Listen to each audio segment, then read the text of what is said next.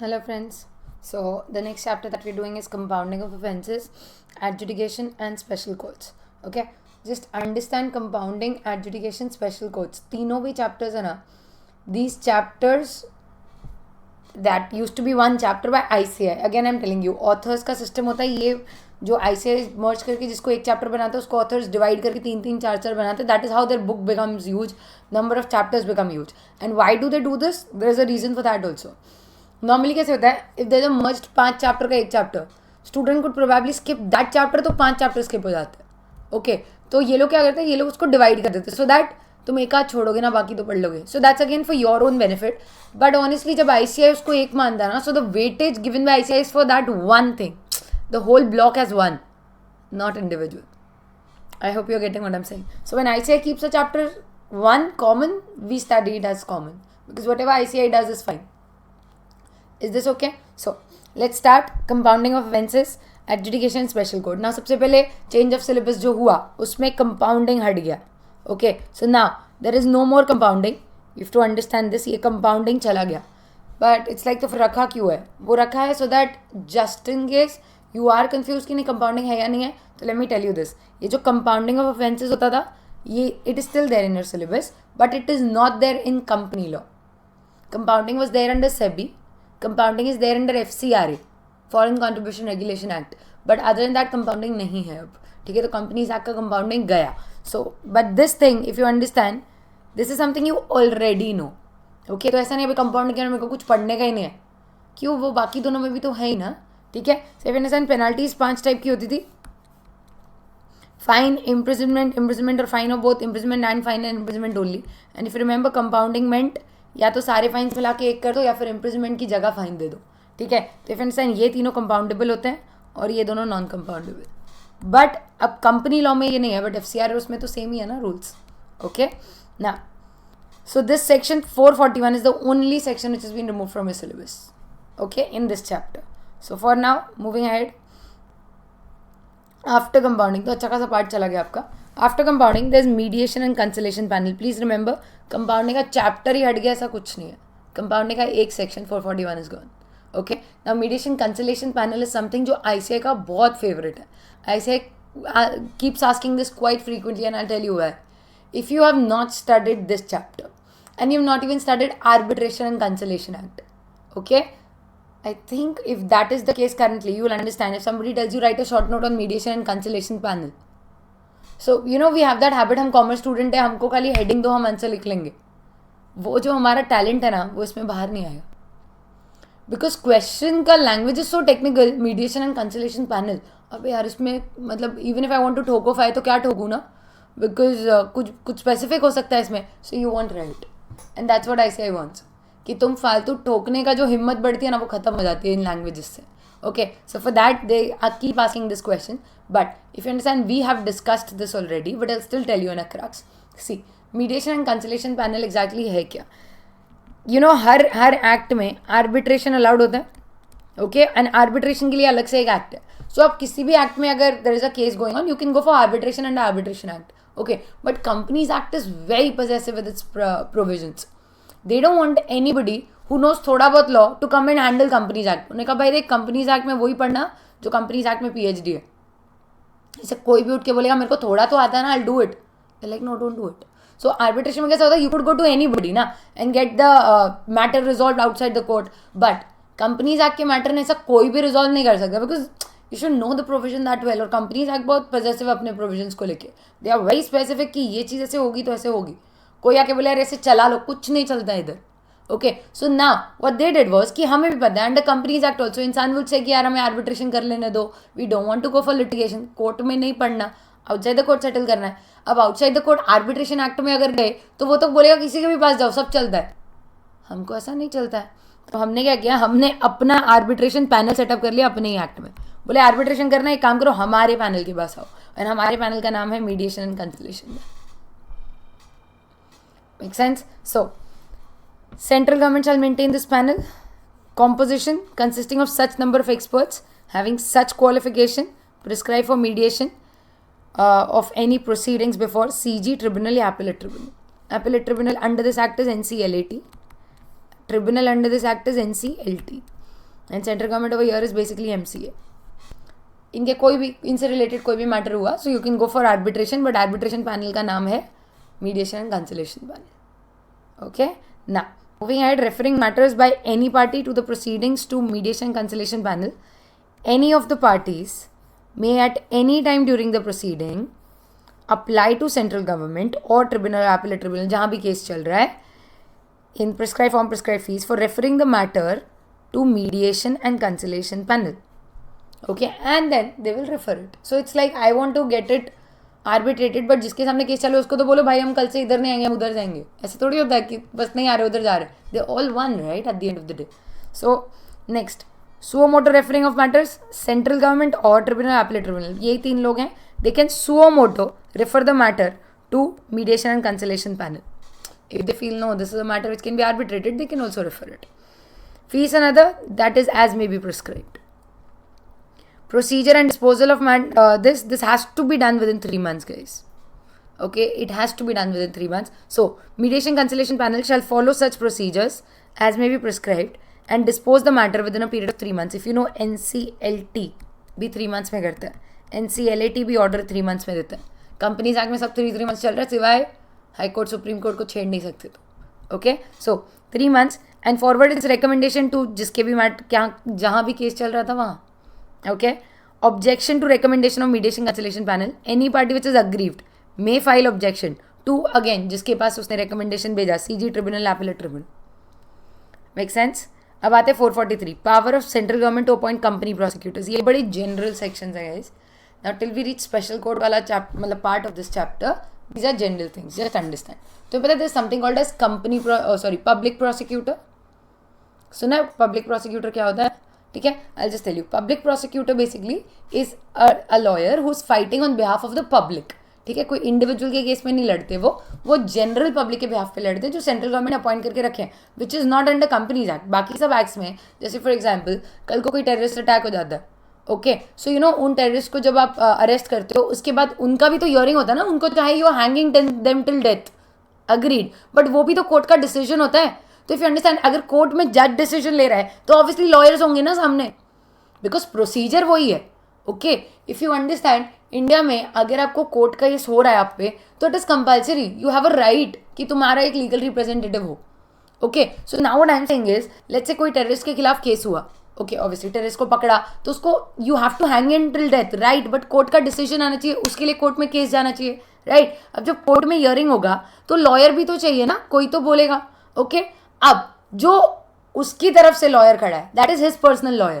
But if you understand, terrorist attack में इतना नुकसान हुआ, सब अपना अपना लॉयर अपॉइंट करने जाएंगे, you go mad. So we said रुक जा, ये कोई इंडिविजुअल का केस नहीं है, ये पब्लिक का केस है, और पब्लिक का केस पब्लिक का लॉयर लड़ेगा. जो सेंट्रल गवर्नमेंट ने रखा हुआ है पैनल पब्लिक प्रोसिक्यूटर्स का, उनमें से एक जन लड़ेगा जो जनरल पब्लिक के बिहाफ पे लड़ रहे. ओके, तो जैसे सारे एक्ट्स में you have public prosecutor, companies act में यू हैव कंपनी प्रोसिक्यूटर. वहाँ सीजी अपॉइंट करता है, यहाँ भी सीजी अपॉइंट करेगा. द फंडा इज, जब जनरल कंपनीज के बिहाफ पे कोई केस लड़ना होगा ना, तो वो सीजी का अपॉइंटेड कंपनी प्रोसिक्यूटर लड़े. Okay, so now CG needs that power, right. So power of central government to appoint company prosecutors. Okay, so notwithstanding anything containing criminal procedure code, वहाँ पे ना आप public prosecutor appoint करते हो. CG may appoint generally or for one case or for specified cases in an area, one or more person as company prosecutors. Make sense? Next, appeal against acquittal. Please ध्यान से सुनना. Acquit मतलब क्या? Understand. Acquittal का मतलब होता है बाइज्जत बरी.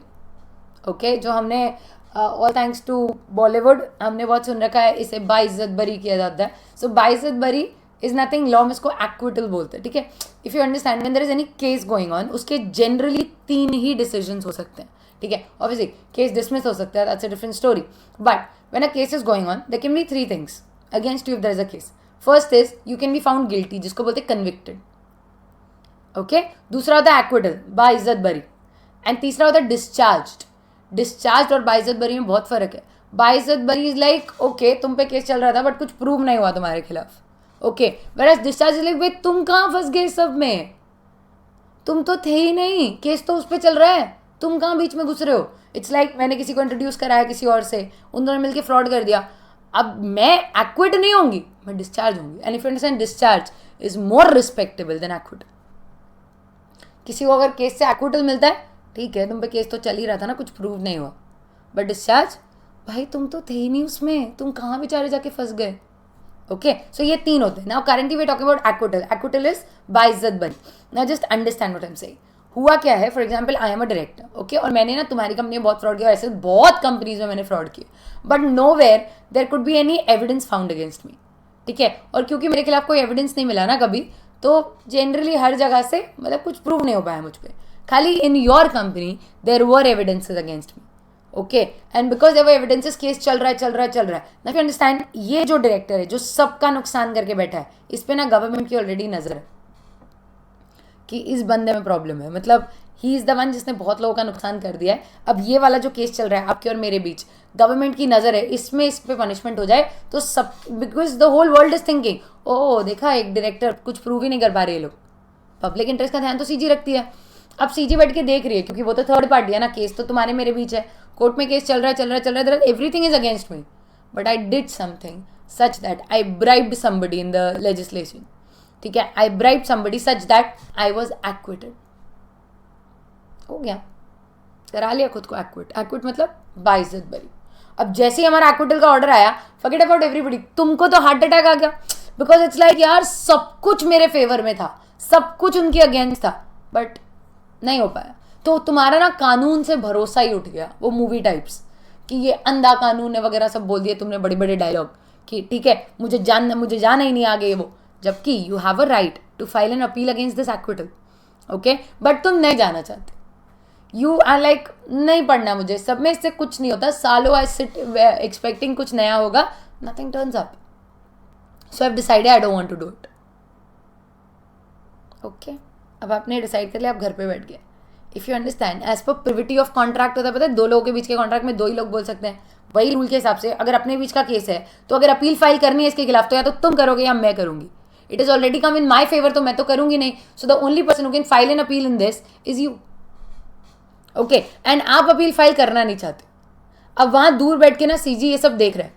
If CG wants to do something also, they can't do. Privity of contract, जब तुम्हें अपील फाइल नहीं करनी, तो कोई तीसरी पार्टी तो है ही नहीं. अब that is where section 444 comes into picture. 444 ने सीजी को बोला, एक सेकंड, तुम ना सीजी हो, पब्लिक इंटरेस्ट का ध्यान रखने की जिम्मेदारी तुम्हारी है, इसलिए लिसन वेरी केयरफुली. अगर if there is any acquittal happened which you don't think is in public interest, you have the right, even after being a third party, you have a right to file an appeal against the acquittal. तुम चाहो तो company को बोल सकते हो company file कर appeal, और company ना करे तो तुम कंपनी प्रोसिक्यूटर जो तुम्हारे जनरल पब्लिक के लिए लड़ते हैं उसको बोलो अपील फाइल कर, और उसको करने का राइट है 444 में. समझ में आया? So that is 444 that CG has the power. वो चाहे तो even though they are third party to any appeal, they can still file an appeal. Make sense? So notwithstanding anything contained, central government may in any case direct company prosecutor to authorize a person or present an appeal from an order of acquittal passed by any court other than high court. Okay, मतलब high court supreme court के ऊपर CG नहीं है, बाकी सबके ऊपर CG है. Okay, next, compensation for accusation without reasonable cause. Okay, now just understand what exactly is this. Now what exactly is this? This is, see, तुमने वो सुना है मानहानि का दावा, सूट फॉर डिफेमेशन. ठीक है, बस ये वही है. लॉ में suit for defamation is the normal word. Hindi में again because of news channels you must have heard मानहानि का दावा, suit for defamation etcetera. In companies act it is called compensation for accusation without reasonable. If you accuse somebody without a reasonable cause, तो you have to compensate him because उसकी reputation harm हुई है. And just tell me something, reputation को कोई monetary terms में गिन सकता है? नहीं, बट कोई दे रहा है तो हम गिन लेते हैं. ये वेरी एडजस्टेबल. वैसे पब्लिक इज लाइक मेरी इज्जत का सवाल है, इज्जत को पैसों में नहीं नापा जाता. गुड, बट अगर कोई तुम्हारी इज्जत को हार्म कर दिया, तुम तुरंत उस पर 2 करोड़ का सूट ठोक दे दो. 2 करोड़ की इज्जत थी. We are very manageable people. So for now, if you understand, accusation without reasonable cause का suit file हो सकता है if somebody is accused you without reasonable cause under Companies Act. So the section 250 of Code of Criminal Procedure, that is suit for defamation, shall apply mutatis mutandis to compensation for accusation without reasonable cause. Make sense?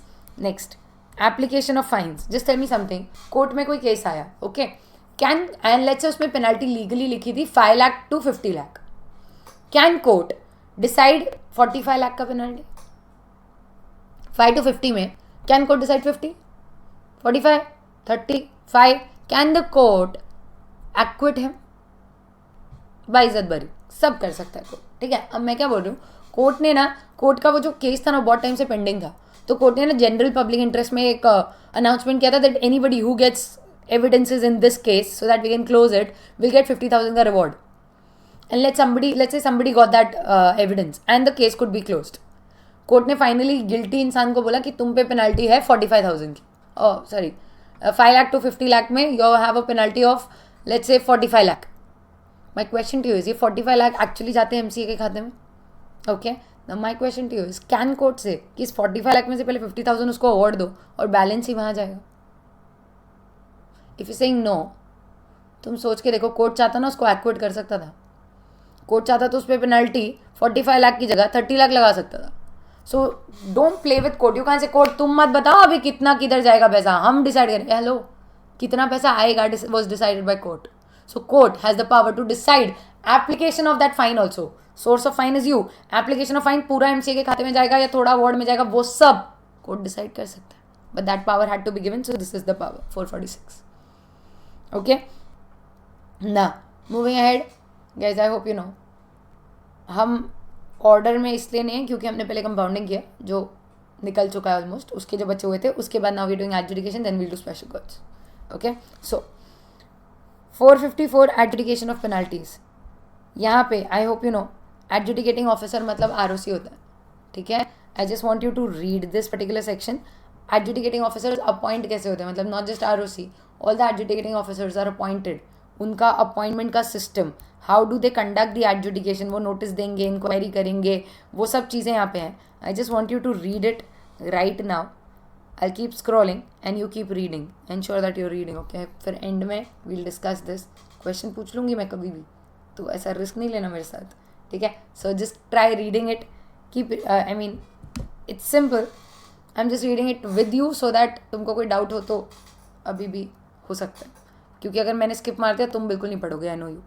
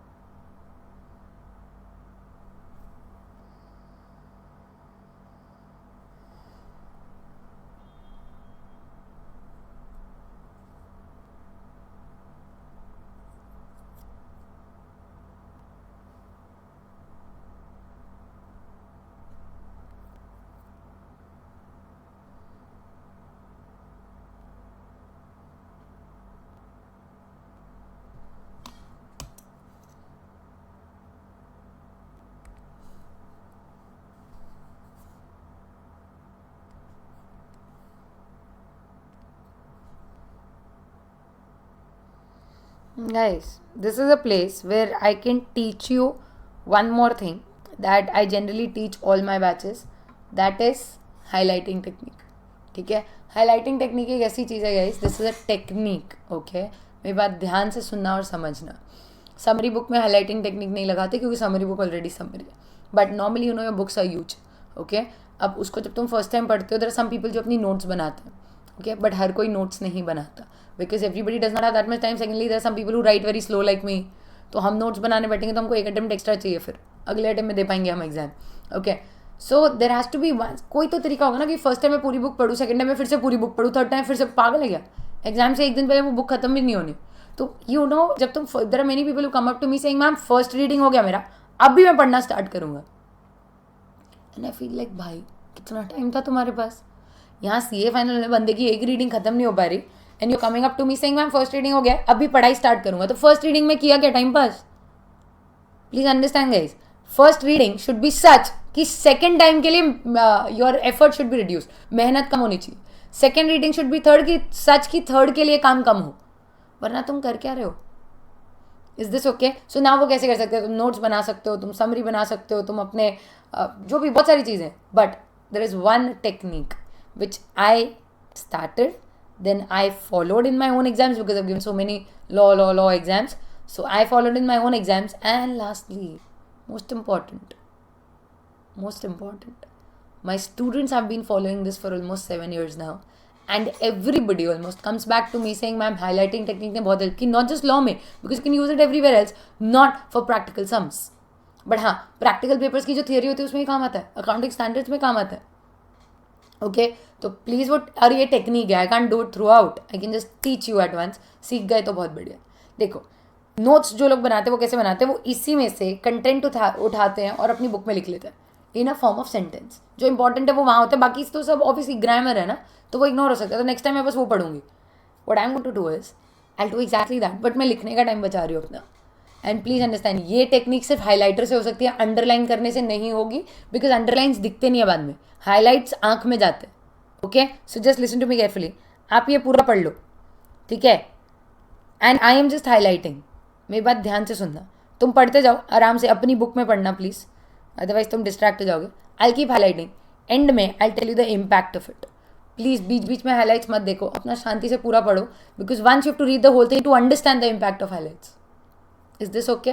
अब तुम शांति से पढ़ो and we'll understand that technique letter.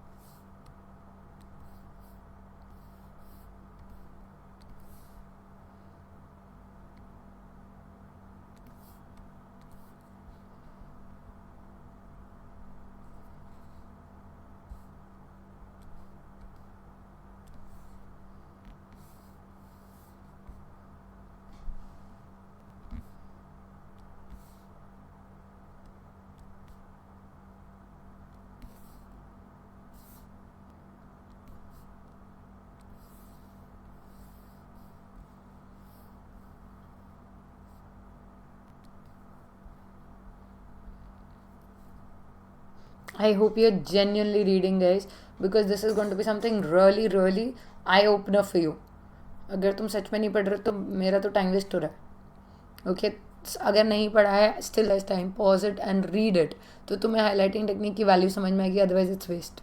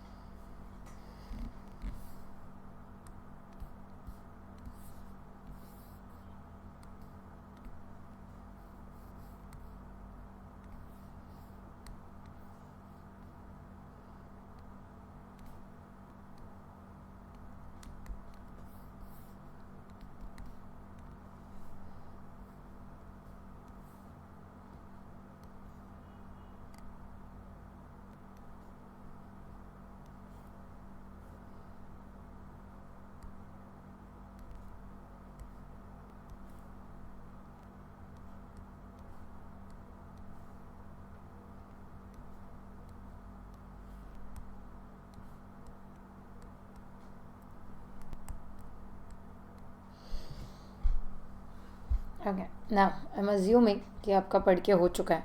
अब आपको बस इतना कष्ट करना है, please listen to me very carefully, otherwise you would be at real loss. ठीक है, फॉर नाउ मेरी बात सुनो. आपको करना है, आपने पूरा पढ़ा, आपको समझा, ठीक है. अब एक काम करो, वापस पढ़ो, लेकिन अब on the screen you just going to read the highlighted parts. ठीक है, एक भी पार्ट इधर उधर नहीं पढ़ रहे हो आप, सिर्फ हाईलाइटेड पार्ट पढ़ो, सिर्फ हाईलाइटेड. ओके, और ध्यान से पढ़ना guys. All that we are trying to find out है सिर्फ हाईलाइटेड जितना है, एक वर्ड इधर उधर मत पढ़ना. सिर्फ हाईलाइटेड पढ़ने से मेरा पूरा रिवीजन हो गया क्या?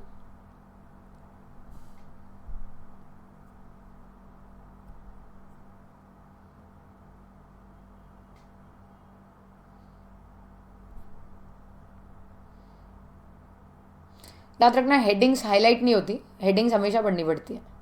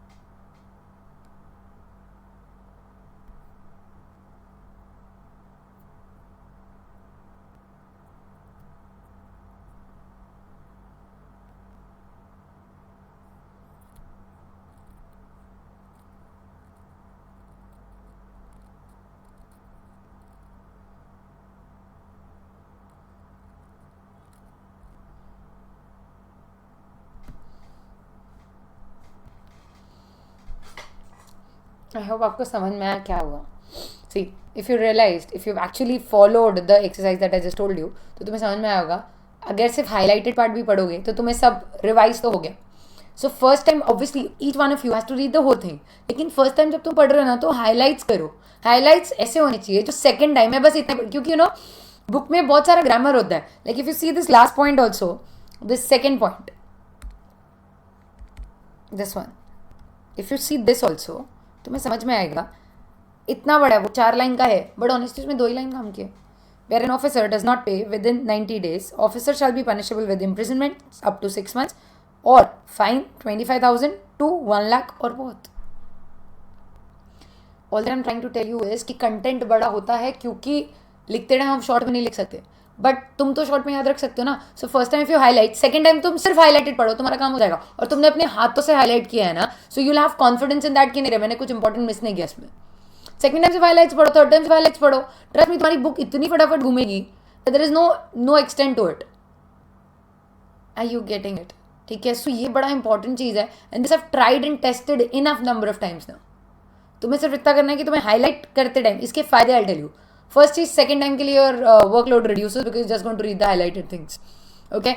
Second thing, first time when you are reading ना, यू नो इट हैपेंस कि मेरा पेज खुला हुआ है और मैंने पूरा पढ़ भी लिया, बट मेरे को एंड में रियलाइज हुआ क्या लिखा था इस पे. I didn't understand only. I am sure as a student if you think this happens with you, 2 page घूम गए, अरे यार ध्यान कहीं और था, just turn.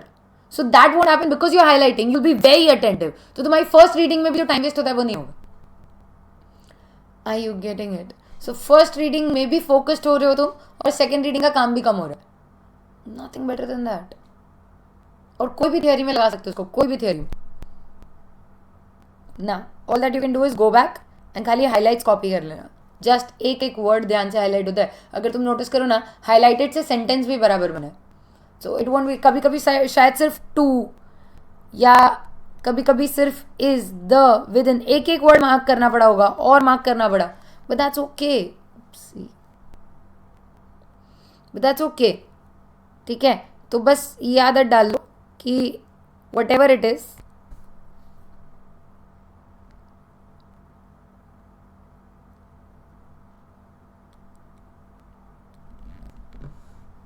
whatever it is, highlights will help you like anything.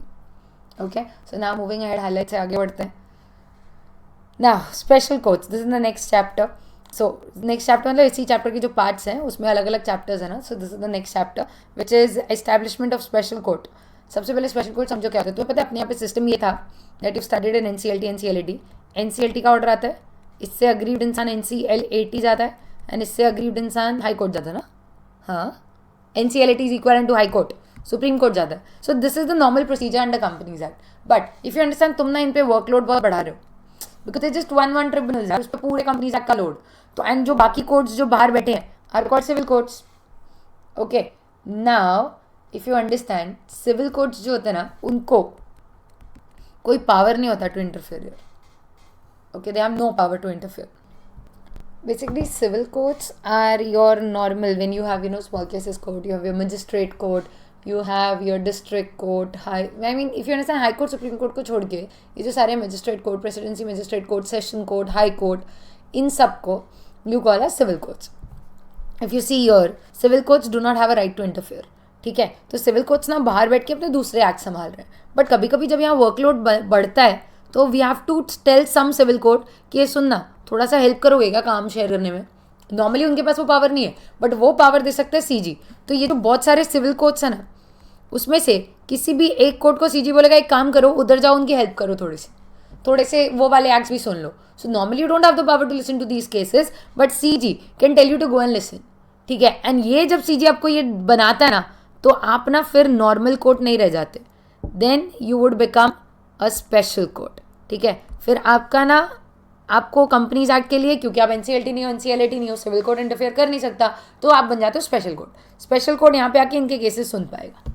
Okay. Special court का जो लेवल होता है, like if you know companies act में जो कोर्ट्स होते हैं, there is magistrate court, there is presidency magistrate court, then there is session court, then there is high court, then there is district court, then there is high court, then there supreme court. ठीक है. Now to become special court you need to be a session court minimum. ठीक है. ऐसा कहीं लिखा नहीं है, लिखा ये है दैट द जज of the special court should be equivalent to जज ऑफ सेशन कोर्ट. सो मतलब सेशन कोर्ट ही स्पेशल कोर्ट बनेगा. Is this okay? अब जैसे स्पेशल कोर्ट आएगा ना, एकदम टंग ट्विस्टर वाला फील आएगा, बिकॉज वील से स्पेशल कोर्ट, वील से सेशन कोर्ट, वील से स्पीडी ट्रायल, वील से समरी ट्रायल.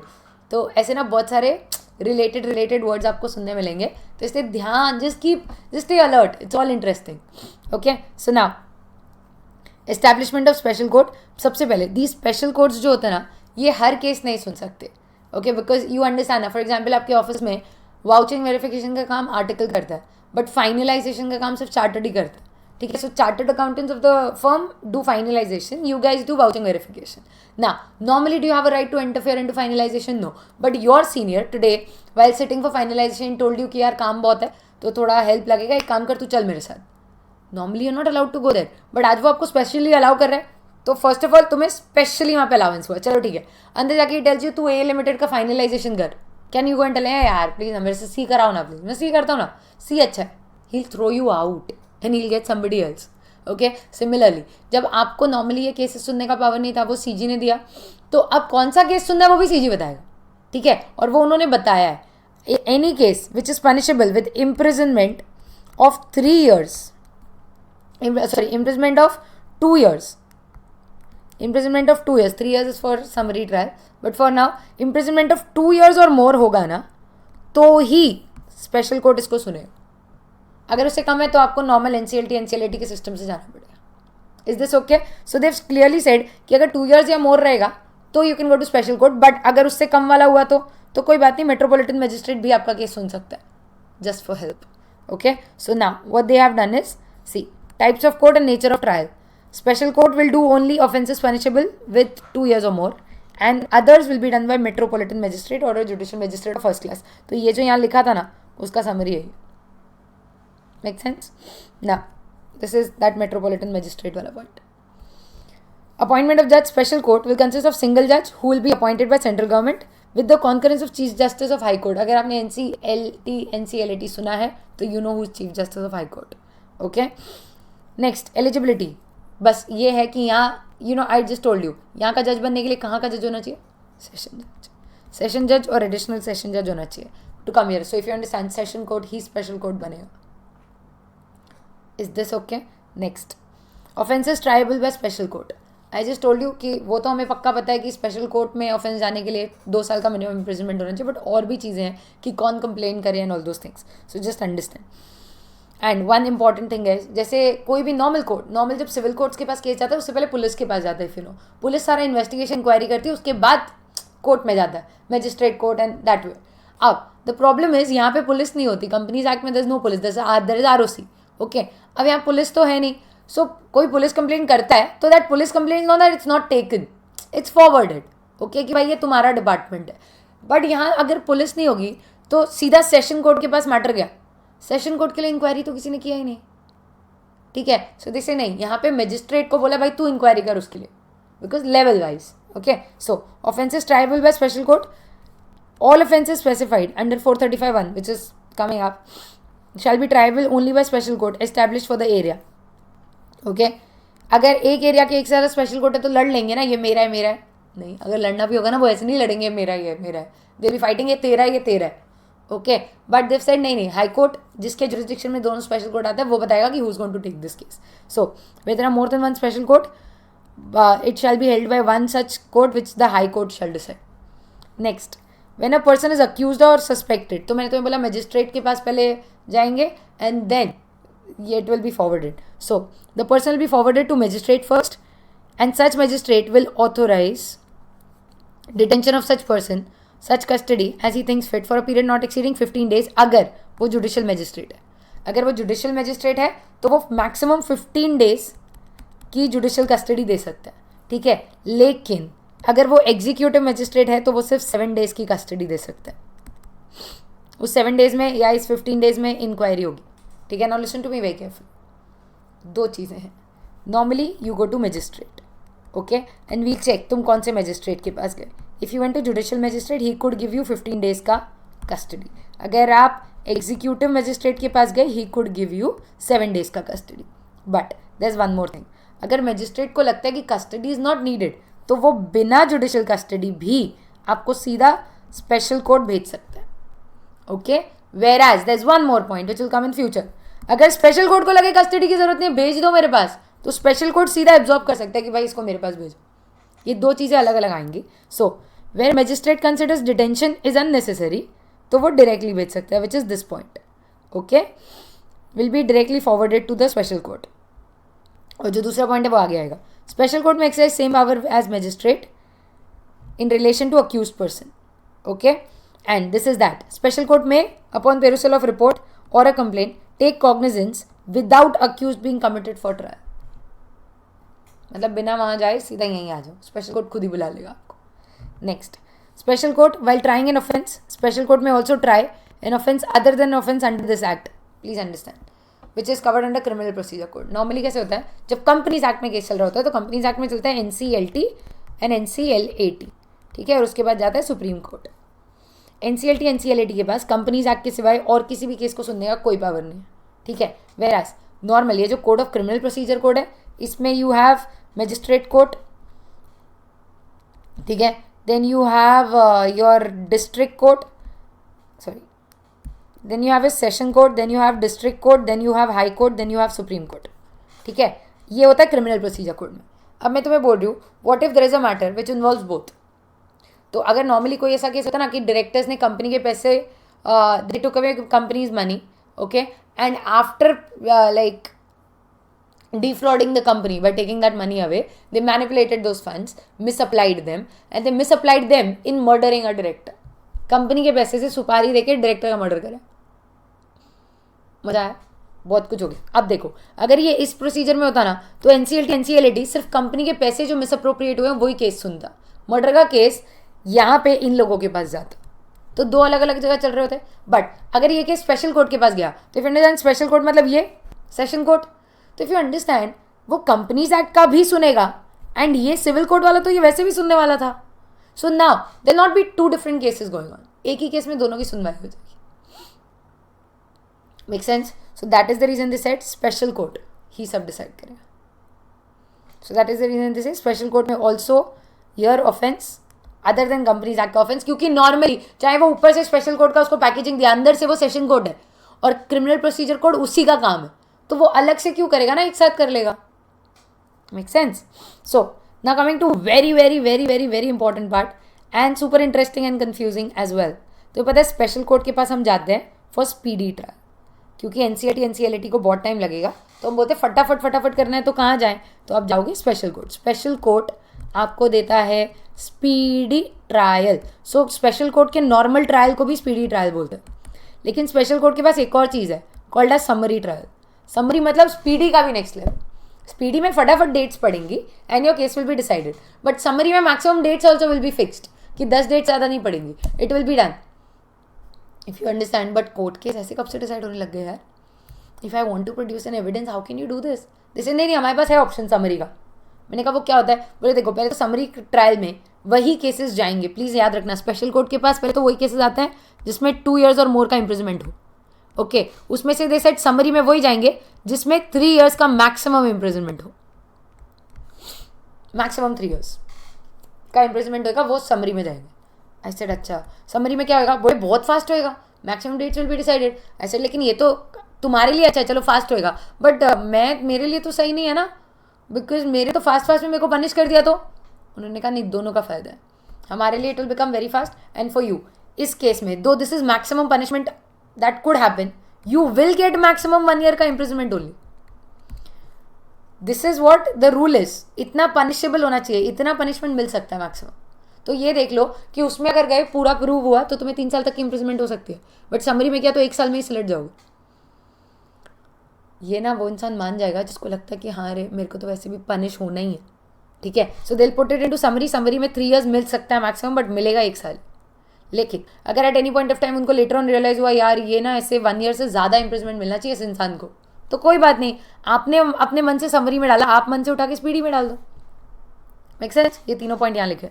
स्पेशल कोर्ट में if it thinks fit try in a summary way any offence which is punishable imprisonment not exceeding 3 years. उसमें मिलेगा कितना? In case of conviction, no sentence for a term exceeding 1 year shall be passed. मतलब maximum 1 year. And when at the commencement, summary trial, इसको ऐसा बाद में लगता है कि यार this should be not done summarily या फिर should be punished for more than 1 year. कोई बात नहीं, recall any witness and do it in accordance with regular trial. और यहाँ का regular होता है speedy. Okay? Appeal and revision. High Court may exercise, so far as may be applicable, all the powers as you normally have in High Court for appeals and revision. वो session court को दिया जाएगा यहाँ पे. Okay, next application of code of proceedings to special court. Special court अंदर से तो session court है, तो वो वही तरह से प्रोसीडिंग्स करेगा जैसे क्रिमिनल प्रोसीजर कोड में कोई भी कोर्ट करता है, क्योंकि सेशन कोर्ट वैसे ही करता है. Okay, next offences to be non cognizable. ना मनी लॉन्ड्रिंग पढ़ चुके हैं हम, तो आपको पता होना चाहिए what is cognizable, non cognizable. But just to remind you, offences are of two types, cognizable and non cognizable. ठीक है, कॉग्निजेबल होता है हमेशा non bailable, and non cognizable हमेशा होता है बेलेबल. ये इसका मीनिंग नहीं है, ये इनके साथ जुड़ते हैं वर्ड्स. ठीक है, now I told you this at that time also. Bailable मतलब सीरियस या non serious, not so serious, right. Bail मिलेगा, तो इसमें अरेस्ट वारंट चाहिए नहीं, अरेस्ट वारंट चाहिए एंड बेल मिलेगा. ठीक है, मेरा नॉन कॉग्निजेबल में अरेस्ट वारंट के बिना अरेस्ट करते हैं, मतलब कॉग्निजेबल में अरेस्ट वारंट के बिना अरेस्ट करते हैं और फिर बेल भी नहीं देते. बस ये याद रखो. आई told you that time also, cognizable non bailable, non bailable cognizable. याद कैसे रहेगा? कॉग्निजेबल नॉन कॉग्निजेबल, ये याद रखो. नॉन वर्ड एक ही जगह आता है. इधर नॉन कॉग्निजेबल हो गया तो अब नॉन बेलेबल नहीं होगा, इधर कॉग्निजेबल मतलब नॉन बेलेबल आएगा. First cheese. एंड याद रखना ईजी है, बेलेबल नॉन बेलेबल से रिलेट करो. बेलेबल नॉन सीरियस है तो अरेस्ट वारंट तो ला भाई, बट जो इतना सीरियस है जिसमें बाद में बेल भी नहीं मिलेगा, वो तो बिना अरेस्ट वारंट उठा के ले जाएंगे, वरना तुम भाग जाओगे. Make sense? Okay, so now talking about special court में केस जाएगा कौन सा. सो यहाँ पे कॉग्निजेबल नॉन कॉग्निजेबल का सुन लो पहले, तो अपना बाकी है. कंपनीज एक्ट के सारे ऑफेंसेस तुम्हारे हिसाब से बहुत सीरियस होता है, बेल नहीं मिलेगा. बेल तो मिलेगा, बेल मिला मतलब बेलेबल, मतलब non cognizable. But investigation under SFIO, please ध्यान से सुनना, मैं आपको SFIO वाला चैप्टर भी आज गुड एज अभी बता रही हूँ. So every offence under companies act except 212 which is SFIO, serious fraud investigation office, उसको छोड़ के सब कुछ विल बी नॉन कॉग्निजेबल. लेकिन SFIO वाली जो केसेस होंगी वो कॉग्निजेबल होंगी. ठीक है, what exactly is cognizable non cognizable I told you. और SFIO क्या है? It is serious fraud investigation office. Okay, we'll talk about this under investigation now. Court shall take cognizance of any offence only on written complaint of registrar, shareholder या फिर person authorized by CG. लेकिन अगर matter transfer of securities या non payment of dividend का है तो इन तीनों के साथ साथ SEBI can also apply. Okay, SEBI also in addition to these three. Next, non application. This particular section does not apply to case between company and its officers. I feel like ma'am क्या बोल रहे हो, लुक अवे. केस ना दो type के हो सकते हैं, या तो कंपनी एंड आउटसाइडर के बीच में होगा, या OID एंड आउटसाइडर के बीच में होगा, या कंपनी एंड OID के बीच में होगा. ठीक है, कंपनी एंड OID का इंटरनल मैटर है, वो स्पेशल कोर्ट का नहीं है. सो कंपनी एंड OID का हुआ तो नॉट एप्लीकेबल, स्पेशल कोर्ट के पास नहीं जाओगे आप. लेकिन अगर कंपनी एंड आउटसाइडर या OID एंड आउटसाइडर है तो आप स्पेशल कोर्ट के पास जाओगे. लेकिन उसके लिए ऑफेंस अगर transfer of securities and dividend से रिलेटेड है तो complaint can come from these 3 people, ROC, share holder, CG या फिर सेबी. वेराज अदर ऑफेंस है तो सिर्फ ये 3 लो. Make sense? This completes your compounding. Next chapter, next video.